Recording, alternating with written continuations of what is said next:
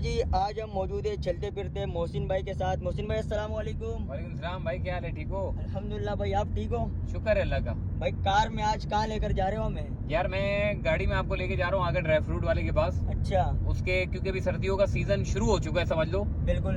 اور آپ کو چلگوزے ملیں گے, شہد ملے گا, بادامیں ملیں گی, اور اچھا جی. اچھے اور فریش ملیں گے. اچھا, وہاں پر ہر سب کچھ مل جاتا ہے. سب کچھ ڈرائی فروٹ کا پورا آپ کو ایک چھتری کے نیچے ساری چیزیں ملتی ہے.